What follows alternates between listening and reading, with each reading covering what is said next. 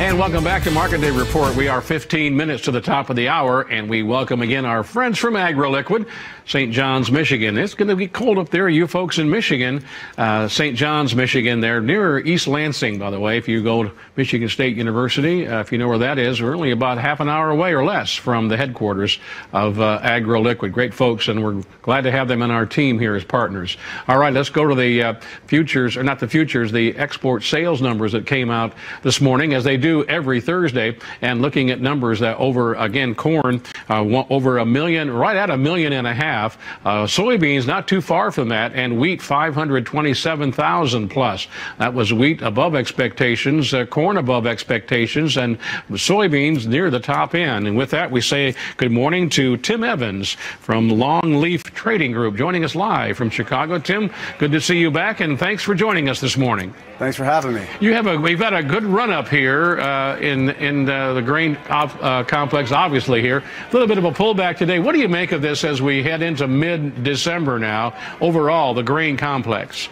Well, I mean, exports obviously continue to be the story. I mean, we're battling large supplies in both corn and beans, and we've seen exports up to this point, be able to keep pace with that. Really what we're going to be looking at as we go into the end of the year is, the weather developments and in South America, to see what kind of additional supplies could be coming to the market from Argentina and Brazil specifically. Now, tomorrow we do get the updated supply-demand numbers from USDA. Normally, I would think history shows there's not much in that December report. Do you agree? Yeah, I mean, we're not expecting much. Even though that we've, been seeing very aggressive numbers on the export side with soybeans, again, given the size of that crop, we think we could see a cutback maybe of 10 to 20 million bushels on the carryout number, but nothing more substantial than that. And then they talk about South America and a lot of focus on Argentina. Again, showing about their last look here, it was 58% of the soybean crop planted there. Normally, well, a year ago, they were 68%. So They were trying to get the crop in the ground. It was too wet. Now they're warning about some dry weather into January, I'm told. Yeah, I mean, I think the market's really anxiously waiting to see the next 10-day forecast. They are calling for some light, sprinkle showers here over the next couple of days, but, nothing that's going to fundamentally change the weather situation and soil qualities and what have you. So, yeah, that'll be an important new information that will most likely be driving price action next week. And, Tim, looking at the outside factors here, Tim Evans joining us live from Chicago. Tim, the Dow setting another all-time high this morning here, 19,590 plus. How does that work into commodities and the flow of money? Well, as they say, rising tide lifts all boats. When you have the investment environment, that's more robust, typically asset prices, by and large, are going to improve. So, I mean, I think that will be supportive. I think the macro picture that's at least that we're paying a lot of attention to is the continued movement in the U.S. dollar. We saw a big reversal, as we had a pullback early this week, but there was an aggressive reversal this morning. It'll be interesting to see if this can develop and see that dollar index trade 102, 103, because at the end of the day, I mean, exports have been driving this story, and a rising dollar is not helpful to to exports. So it'll, at what point will we start seeing that negatively impact export numbers? I think that's the key question moving forward. Tim Evans, Longleaf Trading here, you're the owner there in Chicago Live. We'll take a break, come back, and Tim, I want to ask you about that livestock complex. Wow, especially hogs. $61 here now, and that February contract. We'll get his thoughts coming up right after this. Be right back.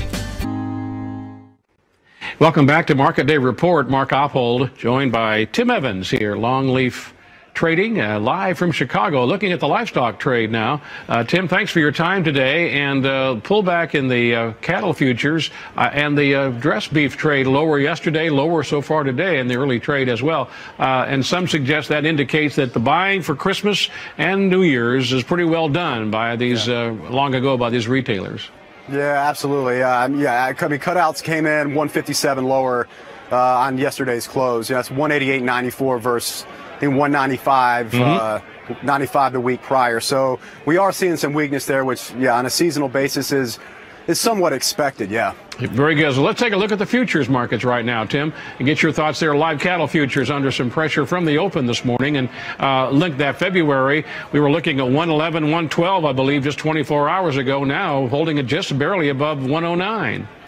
Yeah, I mean, the market really had nowhere to go. I mean, we were, what kind of got us to the point we were trading was, expectation or hope that we would see, aggressive buying over the holiday season. And as you just indicated, the majority of that buying is now done. So, we're going to need a kind of a new force to, let us find a bottom here to rally out of. Very good. And I'll get the numbers there for cattle and feeder cattle. I want to get your thoughts there in this hog trade, a lean hog complex. Wow, many thought 56, 57 might be where we'd get some resistance. Well, we went through 59 and 60, and we did touch 61, as mentioned, in the February. Talk about putting it all together for lean hogs so we can understand, Tim.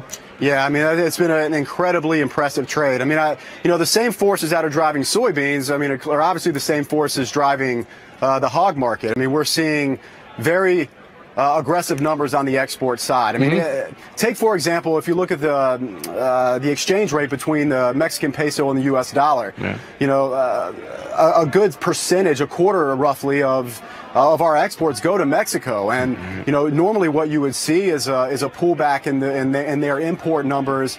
As beef for their consumers is getting more expensive, but we put in a record number last month, at 146.8 million pounds. So, it's very impressive is the best way you can put it. But you say that, and I've read also some people like yourself, not you, but other analysts have suggested perhaps that Mexico, maybe others, are buying ahead, wondering and fearing there may be some trade friction coming in 2017. What do you make of that? Yeah, I think that's definitely the case. I mean, I think there's market diplomacy, as I like to call it, going on. You don't want to create static right in front of what are going to be very consequential negotiations relating to trade. Very good. Tim, thanks for your time. I'm going to give the numbers as promised. We'll let you get back to work. It's a busy day, I know, a busy week. So appreciate your time, and Merry Christmas to the Evans family if we don't talk to you the next week or so. Thank you so much. Merry Christmas to you as well. You as well. Tim Evans, live from Chicago.